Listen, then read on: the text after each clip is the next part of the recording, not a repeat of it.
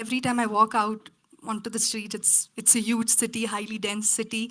Um, Whatever my like, from the littlest actions that I do, like grab a bada pav from a street food stall to like taking the train or taking the auto rickshaw, my life was so interwoven and interdependent on what other people are offering, and so goes with all of the other people living in my city.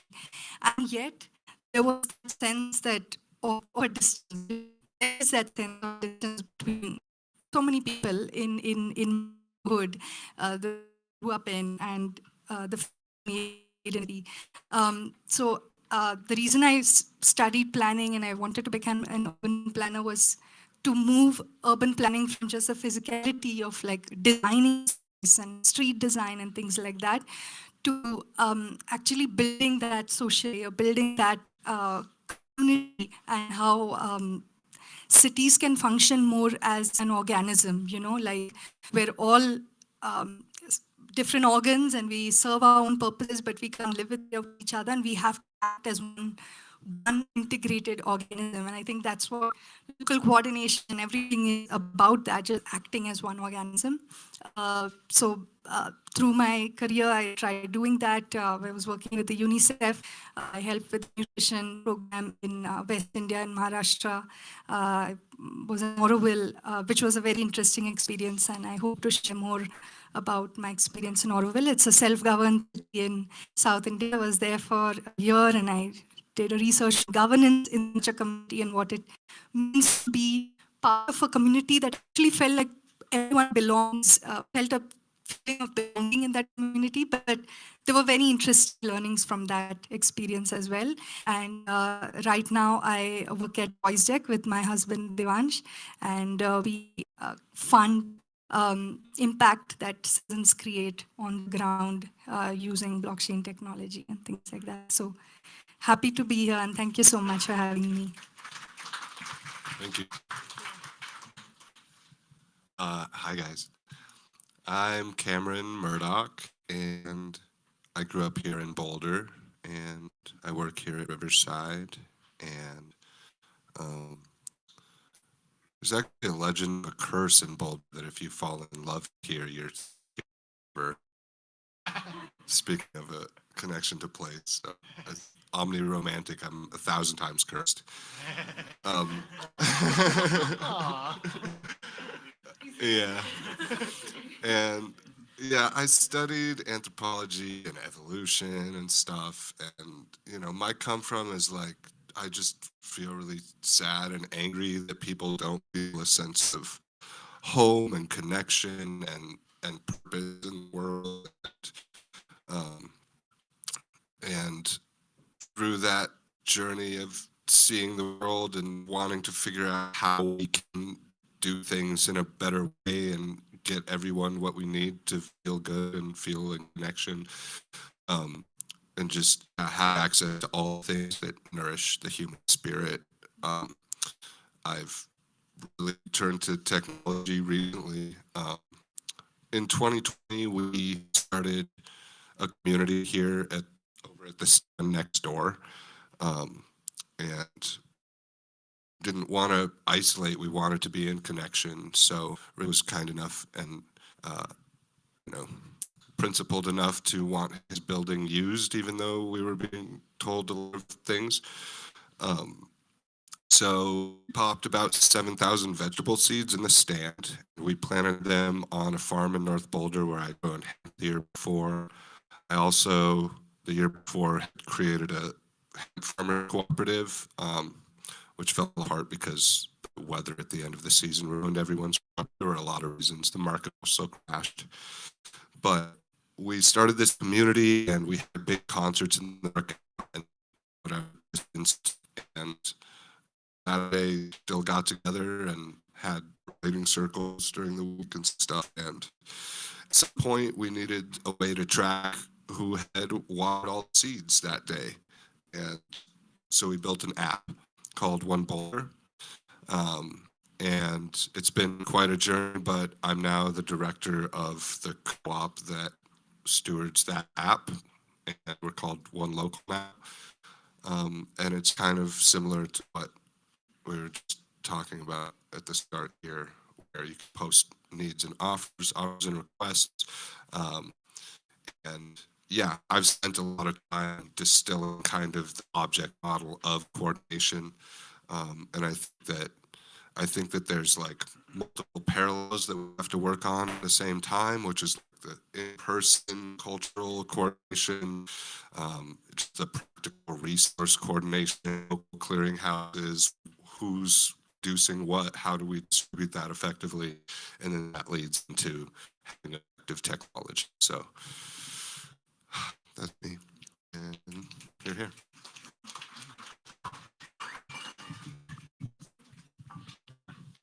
Thanks for those answers. So here you kind of get a little bit more in depth about the projects that you're working on and explain more about like what you're seeing or sensing as possible through this kind of local coordination work. You can start in any direction.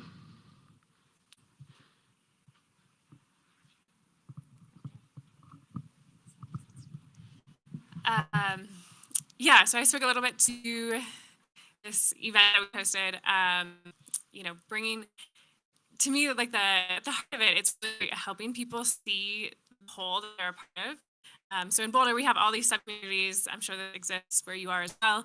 And you know, deep in the dance world, the meditation space, or, you know, there's social justice activism, and there's so much brilliance in this community. And so, but it doesn't always feel interconnected. It doesn't feel like people are talking to each other. And so, yeah, through the event, we wanted to really create this frame, this like 10-day space of time where it felt like the community was much more interconnected and activated. And that really focused on relationships. To me, like, so much of local coordination is actually just, building relationships and getting the right people be in touch with each other. As I think about how to solve the network, and, you know, how do resources flow in a community? One of the best technologies that we have are still those of us who are central hubs, those like nodes in biology, where a bunch of information is flowing. And so through one thing I noticed is like continuing to get those people in connection with each other, and also bringing other people into like wanting to play that role in their communities and helping the web really see itself. So there's the map that we made that I have a copy of in the back.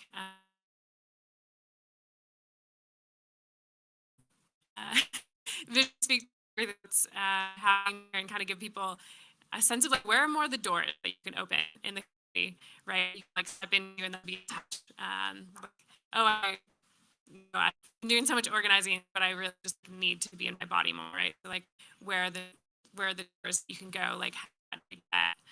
And so yeah, I think my background is education, and so much of what I see as like what we need to be doing is relearning how to be a community and repatterning ourselves so that we are these like collective players that are supporting the health of the whole more and helping those resources flow across networks and communities.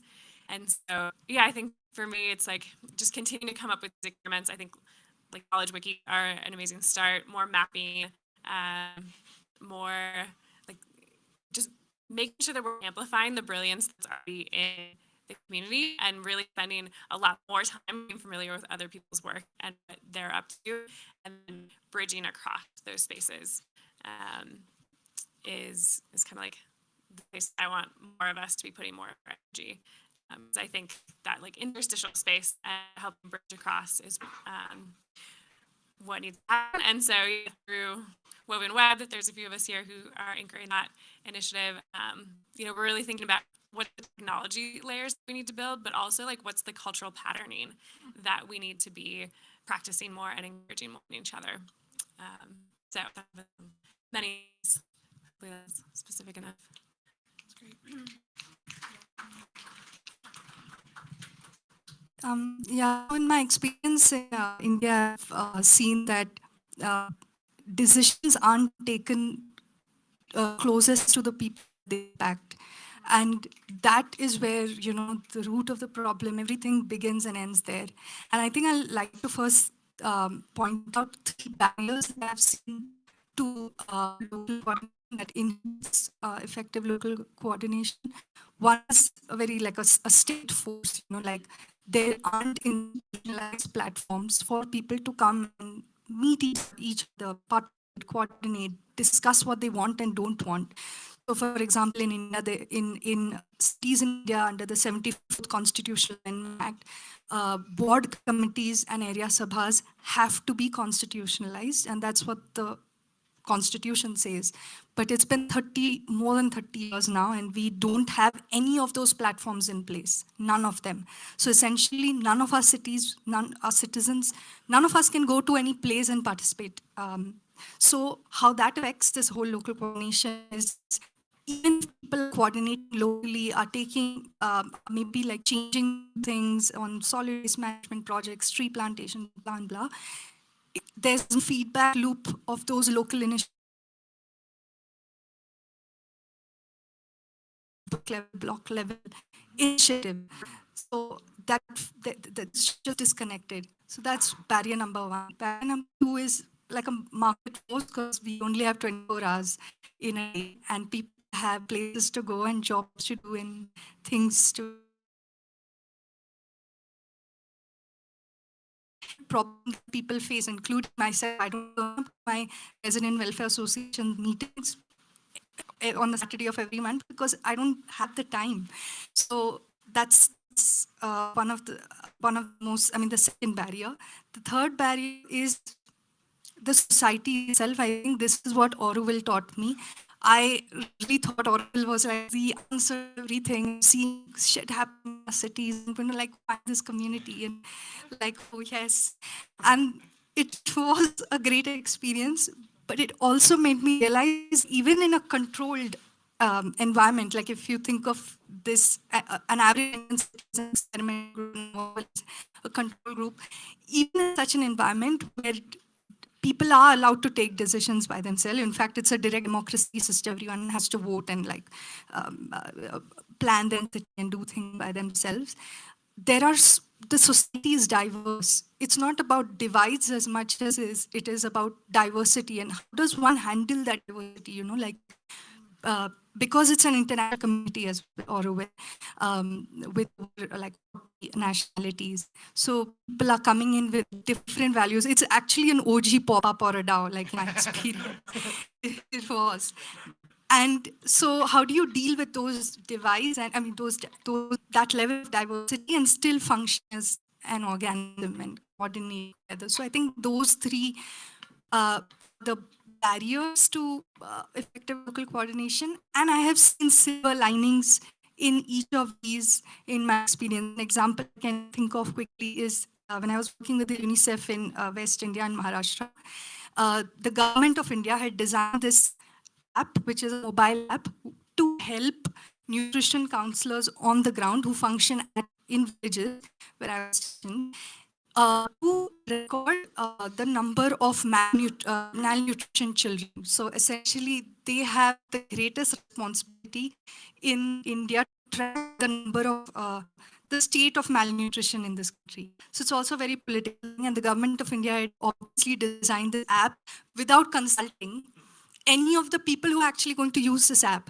And the worst part was, there was a system, an app that was already being used and functioning extremely well, and exposing all of the reality of malnutrition and stuff in India.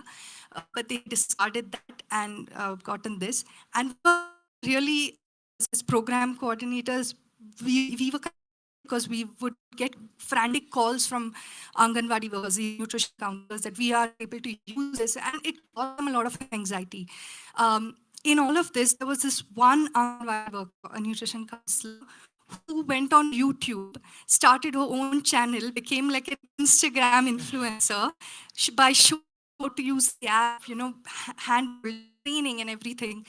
And it was just such an amazing thing to see, that the wearer of the shoe knows where it pitches. And it was so nice to see that the solution or some sort of solution coming from the community itself, and people gathering around that. So I always go back to that moment, and where I'm feeling sad, I remember that. And, I think there are those silver linings in all of these barriers I just discussed. Yeah.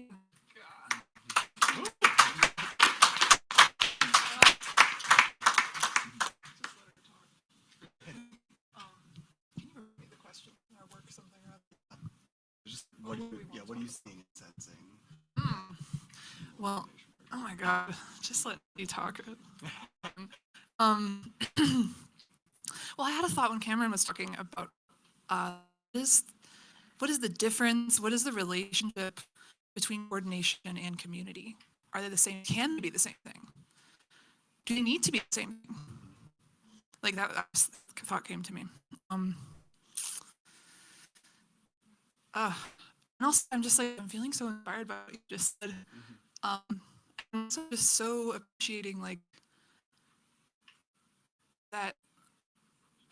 I just thought I love how first when you were speaking, I was feeling like, oh wow, first problems, I'm coordinating, these workers have so much of things they need. And then I'm like, but we have coordination problems at every layer in every zone of society. Like we get to support each other in figuring these things out, and we get to share the tools. And I just, yeah.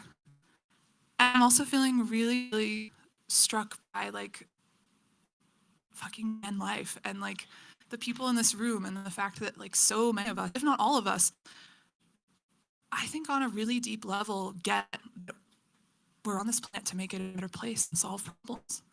It isn't a passive journey. I'm just feeling really struck by that, and feeling grateful for you all. Yeah, that's what I got.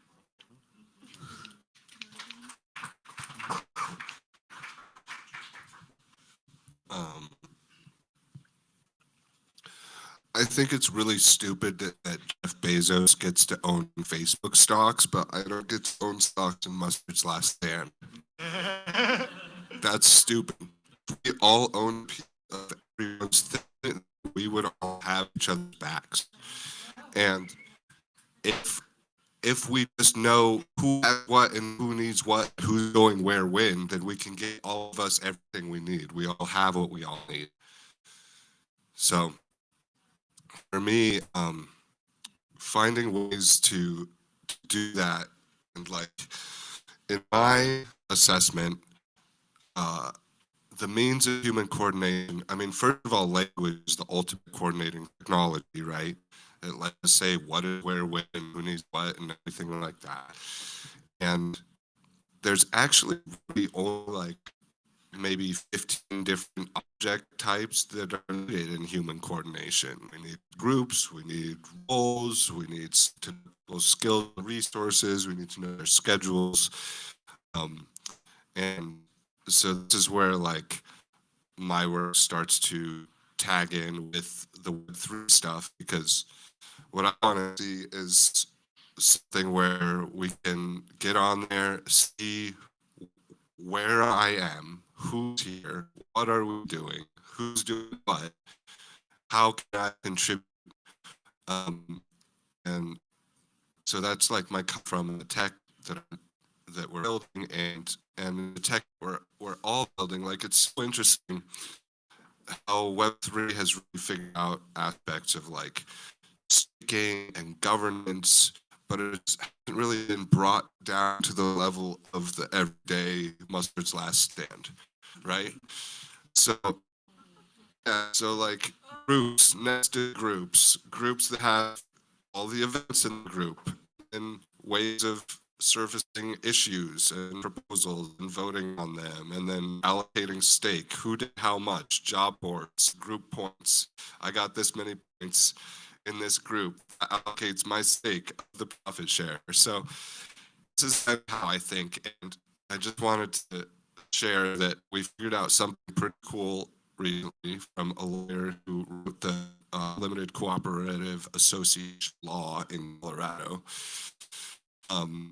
And we discovered that if we set up a co-op where there's bona fide members of like true patron classes. Maybe I'm mustard, that's the membership class. If I'm a member of a patron class under this law, I can also buy financial shares of the co-op, and it's exempt from the SEC. So we recently figured out this puzzle where if we set up as co-ops, I can own a share of Mustards, and I don't have to be an accredited investor that makes $250,000 a year in order to do that. So that's something I'm seeing that I'm really stoked about. Yeah. Awesome. So you all are kind of, some of you are along the spectrum of more of the human in-person collaboration spaces, and some are kind of more on the tech end, trying to bridge that towards community collaboration and human collaboration. What are the different either kind of governance, decision-making, or other community building processes that you've been a part of or you enjoy using? Or if you want to go more on like the tech side, what tools do you see or use that you're interested in and want to kind of highlight?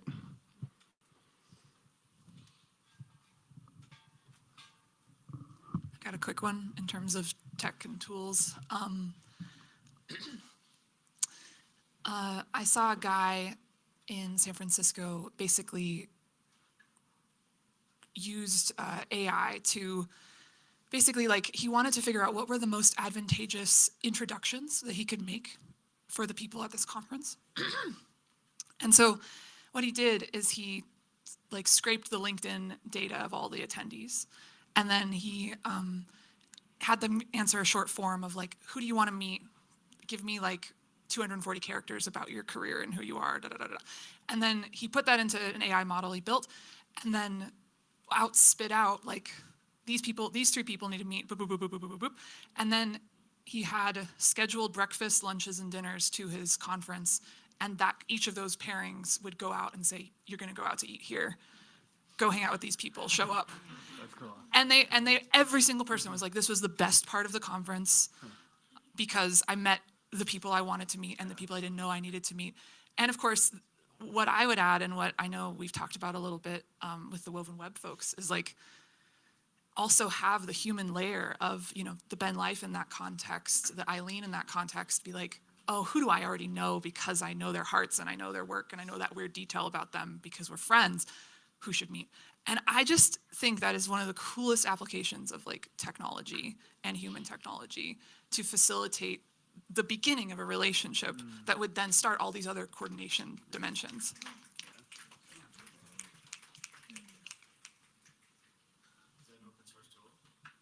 I want it to exist. And my new friend is saying that I can just go build it. Like, what? That's real, like with AI, like with ChatGPT tools. So, you know, the barefoot developer in me is going to make it happen. Yeah, I think even at Edge City, we had someone do a similar thing, if I remember right. The question on technology and the human coordination is something I'm still figuring out right now, because I'm torn between the fact that when humans coordinate, they coordinate on the assumption, on the foundation of trust, whereas in tech, they're here to create trustless society. So I don't understand how to navigate that contradiction yet. At the same time, like, I've seen the trends of what focus group discussions in villages have, bring people together and everyone's in a circle and like discussing stuff. I've seen real good things come out of that. I've also seen very low participation and only one person turning up. Post-pandemic in India, WhatsApp has grown easy and everyone, all resident welfare associations are coordinating online now. So people don't meet face-to-face, but everyone's like super active on each of these WhatsApp channels, demanding like, let's create a neighborhood library, or let's try, the trash hasn't been collected in the streets, so let's just put to bins ourselves by pooling our own money. That's some new thing that I'm witnessing. And with voice tech as well, I'm seeing the power that technology can have to actually provide a very unique imprint to the contribution that you have made in your community and incentivize you to like keep doing that, because even the Lord needs praise, praise be to the Lord. So even humans need praise and humans need incentives to continue doing the work that they're doing. So yeah, I think I'm curious at this stage, trying to explore this whole trust and this society and the human and technology coordination bit. One of the most effective things that we did that really started building the community in 2020 was just having related circles. We set a circle and we all said what's up for us right now and how we're feeling about it, and then listened to each other deeply and connected and responded. And ultimately out of the kinds of circles, there's like these shared wisdom channels that rise up, and then there's sense of purpose and collective care that happens. And it kind of leads me to the notion that, like, all the point of having all these resources, food, music, space to use, is to actually bring all those things together and have the human experience of our social reality. And yeah, for me, like, that's primary, and that becomes primary. And then we can also like have a record of who contributed what contest, and then that can be like a cool little status indicator or virtue signal that's a lot higher fidelity and more valid than whatever money you might have contributed or something. But yeah, for me, it's really like getting together, being together, bringing the resources together to them and live. Just later scaffolds that,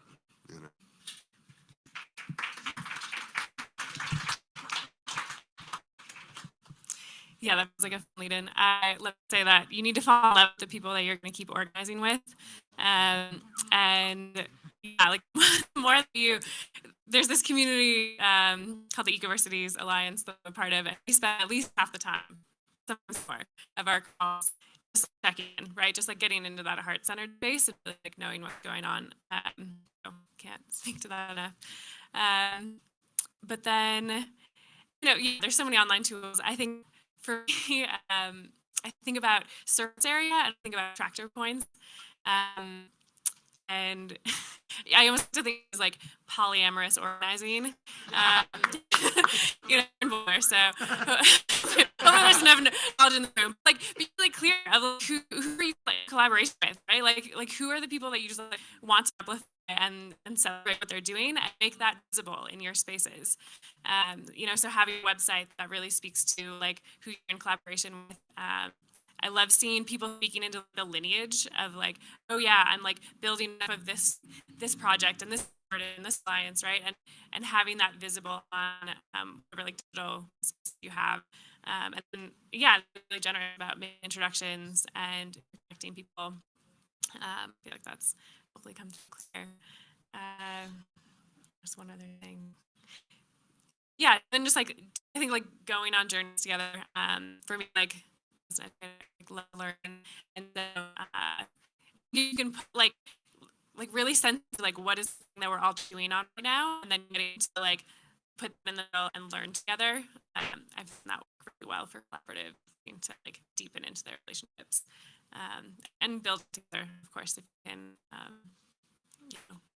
get some like hacker time together and really go at something, I think that goes a long way too.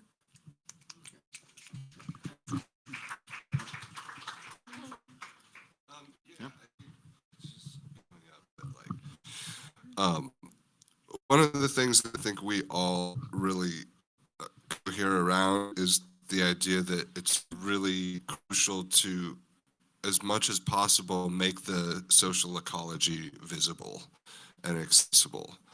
And, and you know, in Boulder, we've had several years now where I think a lot of different social organisms have kind of been gaining coherency. And we did an event a couple months ago, I don't know if you all know this, called Kruger. And that was the, you know, really Eileen was huge in that. Aaron Gabriel is here somewhere. Just brought a bunch of the social organisms together. So amazing how effortlessly that event went off. The map that she pointed to Benya, who has a copy if you all want to see it at some point. But yeah, there's something about really making it visible, and that's also why what's happening tonight at Cosmo Local is like really dear to my heart, because I think we're at a stage where there's a lot happening, and the more that we can come into a coalition kind of vibe and do something that brings the attention and shines a light and brings the resource into the community of people who are actually advancing the regenerative social ecology in the location, is like everything to me when it comes to local coordination. It's like actually shining the light on the good things that are happening and bring resource into that. I thought of one quick thing, which is just when I think service area, like in the physical world, there's also using, you know, have food rescue efforts in our local community, and Longmont is doing this cool like community fridges where local churches or other like distribution site schools will have a community fridge, and anyone can go, you're not going to eat into this community fridge, or people in the community who need food know to go look there, and they have a way you can get notified if there's like a big like a grocery store distribution that's like brought there, and then I think you can use that like physical space, right, this place that people are going to, then also cover it in like announcements and news and information, and kind of use that as like an information hub. But yeah, I wouldn't underestimate like physical surface area as a way to also bring in people that you know aren't in contact with on the internet. Yeah, the commons, totally. I just got excited and wanted to share.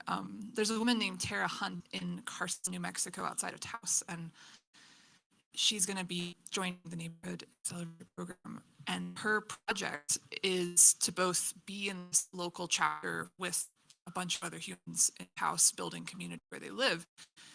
She owns 40 acres of land, and she's just going to plant a affordable food forest, because she's just like, it's like the most direct thing I can do to feed my community, and we can all do it together, and there's people excited about it, and it's like, it's just so cool. And I sit there and I'm like, and I want our fucking neighborhoods to be covered in fruit trees that people actually harvest, that we can just be sharing with each other. And so it's just, yeah, to speak to the physical layer, like the commons actually can be the place where we meet our needs together, and it's so exciting. Appreciate this kind of notes on trust and trustlessness. I remember back in 2022, James and I like sketching on the back of a book that we got from a professor in Portland that kind of is bioregional transformation. We're kind of sketching this, at least the axis of like trust to trustlessness, and seeing trust really is like kind of global level thing. And as you get more local, and both like local physically and local just like from the heart space, more, yeah, socially, you don't need much, or you need more trust. You need to build trust. So I kind of want to get at the shifts that we need to be making in society, shift psychologically, the shifts are from where we need to be, in my opinion, in those respects. Yeah.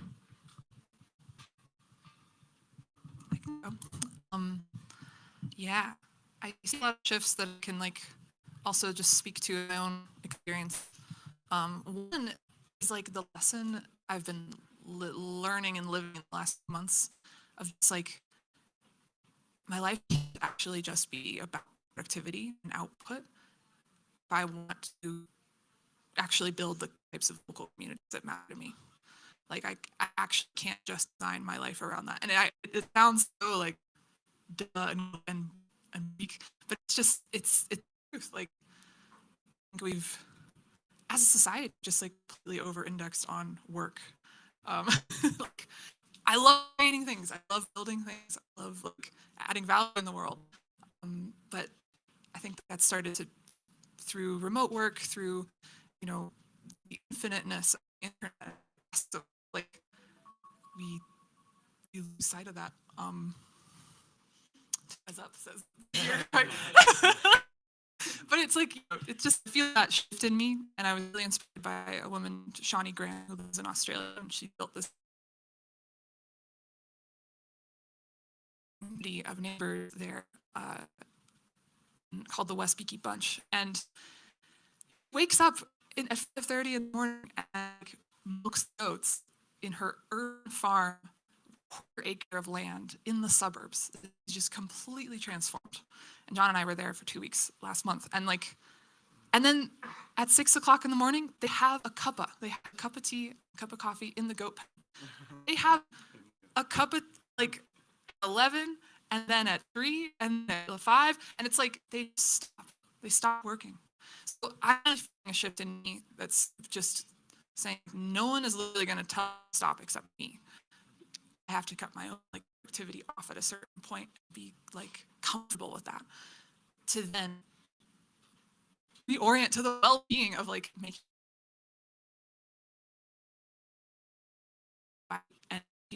and be in common spaces so that I can have those spontaneous with humans. Like that thing tweet is like also a spontaneous moment in a more like put out context, but it's the same as like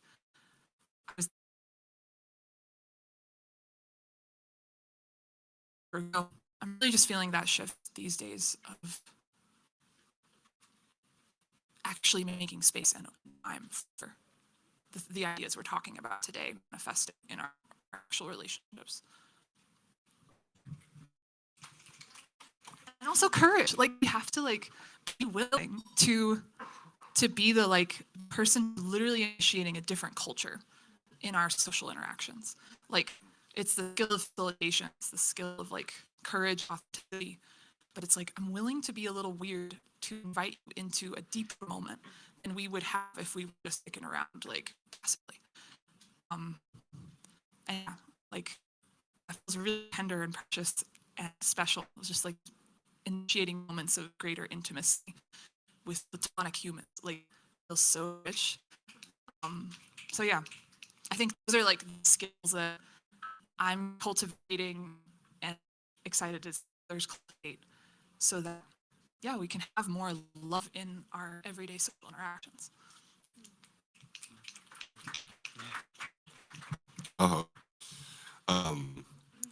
Yeah, I think super resonated with that. Just creating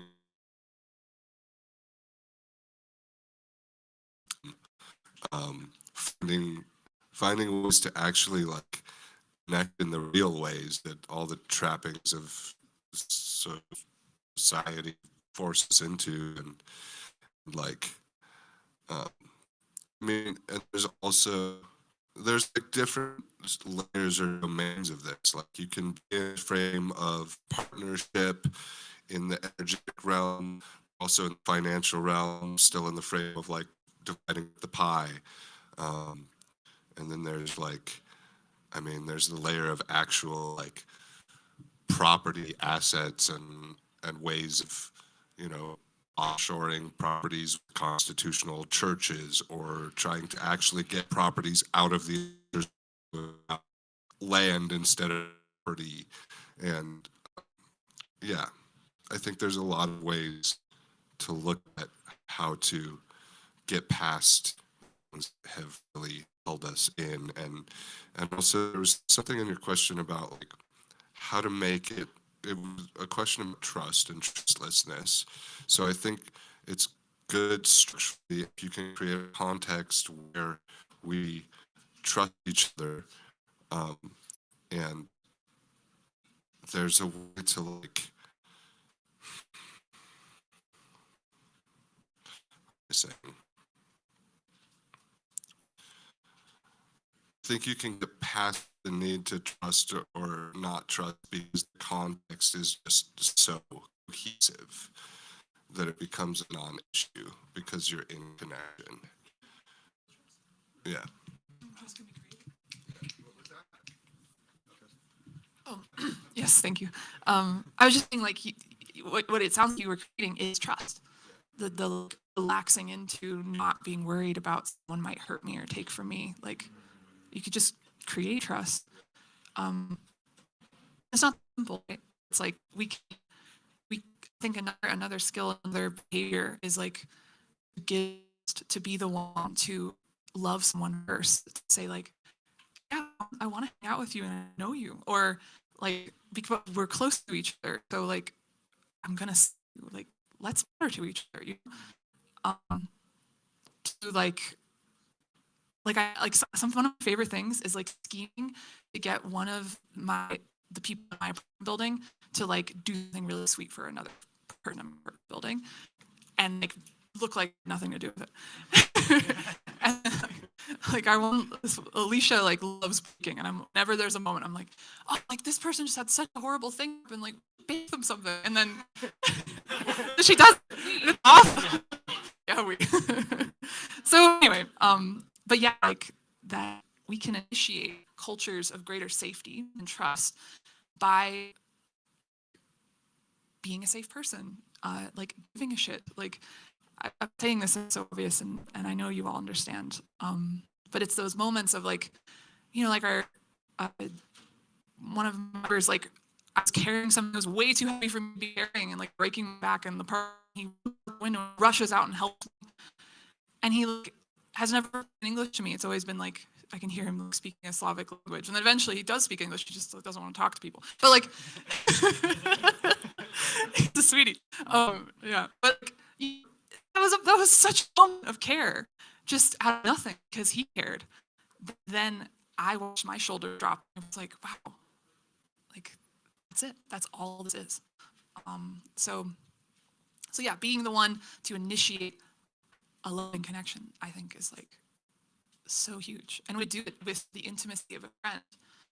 I think, and there's something too of like, can we cultivate the quality of safety and trust and love within ourselves in a fucking world that is not safe all the time, also, but still move towards that so that we can create more safety and trustworthiness for others. That's like the fucking spiritual practice here. Okay. Yeah, I think both of you all touched on like two of the core philosophies that Sri Aurobindo, the founder of Auroville, has, and one of them being divine anarchy. It's a very heavily loaded word and term, and highly abused in Auroville itself, because people have started using divine anarchy as a way to say that we don't need any sort of control or centralization or any coordination supervision at all. We can do whatever we want in our lives. So well, in my limited what I do understand of that is it's a very beautiful way in which my professor, when I was working, explained this to me is a stone, though an inanimate object, carries in itself that an energy or an element that can make it live, like can make like grow into something else. So it's at surface level, we feel like that stone, it can't ever grow into something else inanimate. It's going to be like that. But it does have that power to become an animate object. It can become an animal or anything. And Sri Aurobindo believed that humans in themselves have that divine element to become something that's human. I mean, that's to say someone who initiates love, somehow someone who feels empathy for another person, who's kind. And we all have that element in us, like search elsewhere, we can dig into ourselves and feel that. And in that context, the anarchy is when everyone feels a sense of being human, and therefore, like, you're not having to feel that someone else to control us, because our conscience is controlling ourselves, it's guiding us individually and collectively as an organism, as a society. And I think there's something beautiful in that, and both of you already touched on those. So it's very interesting, these ideas, it doesn't matter what nomenclature you use, but it's just the essence of it that really matters. And I think that cultivating that in the demand side, that is the community, the societies that we all live in, is a huge feat. And that's why I appreciate Cabin's work so much, because y'all are really doing something so fundamental with the neighborhood, with NAP. Y'all are not napping at all. Y'all are super active and, touching on that empathy, because coordination can only happen on that foundation of empathy and kindness and care. At the same time, I feel the supply side, we all live in societies with governments, we are dependent on them. Like, no matter how much my community decides to pool resources and buy some garbage bin, or, plant trees, whatever, some official from a municipal corporation, Itu is here, he's also from Bangalore, and he can attest to that as, like, some municipal officer will come and, like, remove that, or all of your effort has gone to waste. So how do we deal with that supply? So how do we deal with the government that's everything opposite to whatever we're cultivating in our communities? That's it's selfish, it's political, it's not everyone is like that, obviously, but politics just make you like that. And I feel there, to me, Web3 really offers that sort of changed community. And going the structural route and advocacy, policy advocacy, all of that. It's the same thing that people before me, 30 years before me, have done, and with years. And here you have a technology that uses decentralization on its rhetoric. Decentralization is no more, it's an action, but technology can use it. And so in my research, like Estonia, and there are so many other countries that are using blockchain very effectively in governments to promote a transparent government. At the end, people just want to see everything transparently. Okay, this is money going to this, and with my money, with my taxpayer money, this is what they build out. It's as simple as that. Problems are simple. And I hope, and I think I also see Web3 UI becoming a little more user-friendly for all these things. So that from the demand and supply side, we have a society of trust, where everyone trusts in themselves, and therefore our politicians are also secure in themselves. And yeah, we can all dream. There's no tax to dreams. So let's dream. Yeah, thank you.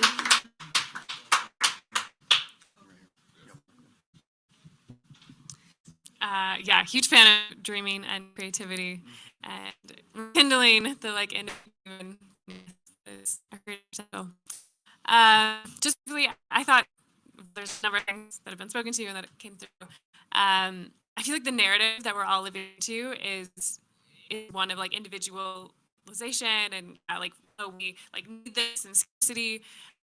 So for me, there's this love to play with how can we write a narrative, one that honors our entanglement, our interconnection, and so getting to practice that together. And I think a lot about schools, someone who's education, and how there's so much of that culture in schools, at least in this country, productivity. You were talking about on programming and competition and just propelling yourself forward. And so one of my dreams and something I work towards is that more students get to play outside of their classrooms and learn outside of their classrooms. And so The challenge for in this room would be how can you like bridge into schools in your area and get kids doing and you in like what we're co-creating, so we can both like help them make out of what they understand to be possible, also, like have them engagement through some of the beautiful things that we're all caring for in our communities. So let's do that. More of that. Question. Thank you. I'm gonna ask one more quick question, and I'll get you guys to limit your answers to maybe 30 seconds, but it should be pretty easy. Yeah. So one of the frameworks that's extremely informative to me is collective liberation. The way I look at it, there's a tribe that's kind of in the Portland area that's at 5 levels or layers, and that you can kind of look at the a spectrum from oppression to liberation. Obviously, there's no true ends to those, but 5 levels of the internal, the interpersonal, the group or organizational, structural or systemic, and then the ideological. And I think here we get, maybe not trapped, but we kind of like to float up, talking about systemic change and ideological change and even organizational change. I just kind of wanted to ask you all, what are you doing to take care of yourselves?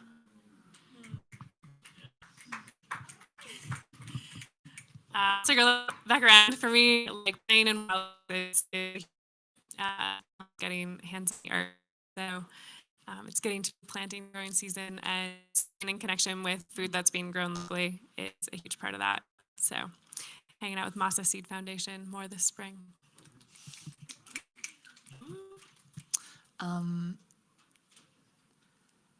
For me, it's dancing. And yeah, and when I think about liberation, a few friends in this room and I go to this thing called Movement Mass on Sunday mornings. And if you're not here, you should be there because it's fucking awesome. And there's a point in this undulating, like giant of 200 people dancing to like incredible music and like letting each other just be ourselves, like to weep or to scream or to be completely in jubilation is like on the dance floor. And it does feel like liberation at a really deep level and a mutual collective unfolding. And like, yeah, there's this peak where like everyone's just screaming their faces off. It's like deep rage of processing what life is, or like thing with your dad, or like the fucking moment took you, you know, like so dancing. Thanks for that question. Because, I got a reality check. I had this problem in my wrist and spondylitis at the age of 31. So it sort of made me pause and like rethink how much time we've been spending online on the laptop. And now I've rejoined my classical music lessons, so Indian classical music lessons. So that started like 2 weeks ago, and I'm really excited about that. And I like spending time with my husband.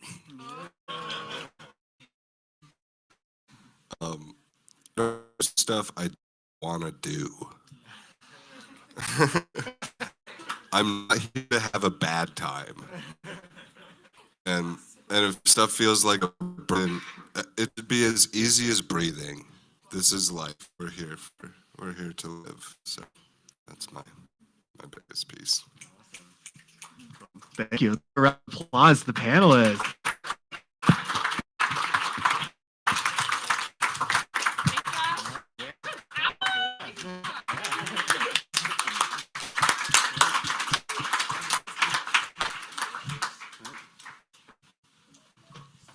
Amazing. Thank you. I gotta say, I think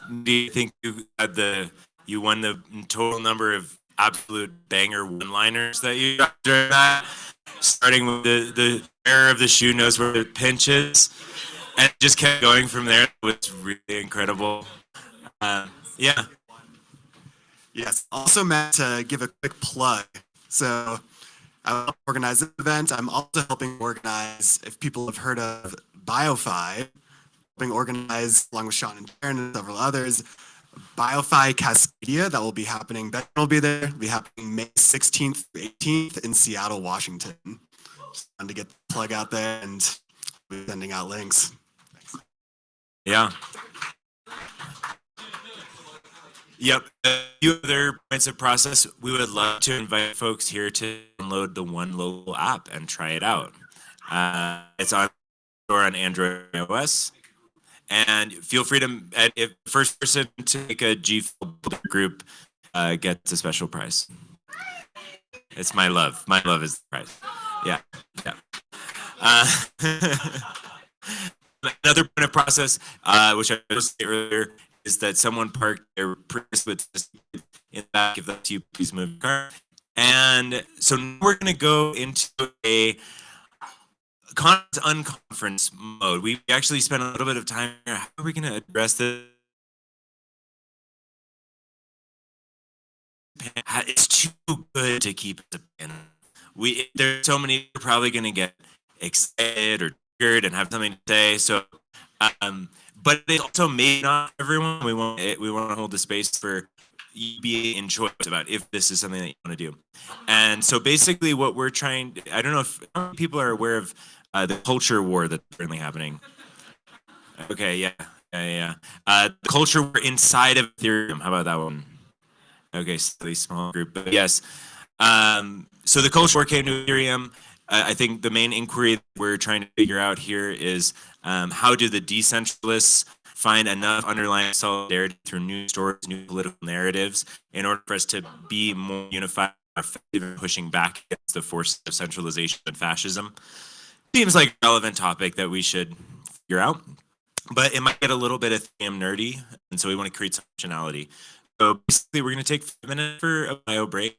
And when we love to arrange these chairs into a circle, anyone who would like to participate in the dialogue when back from the bathroom, join us in that circle. If you'd like to spectate, you're welcome to sit back there.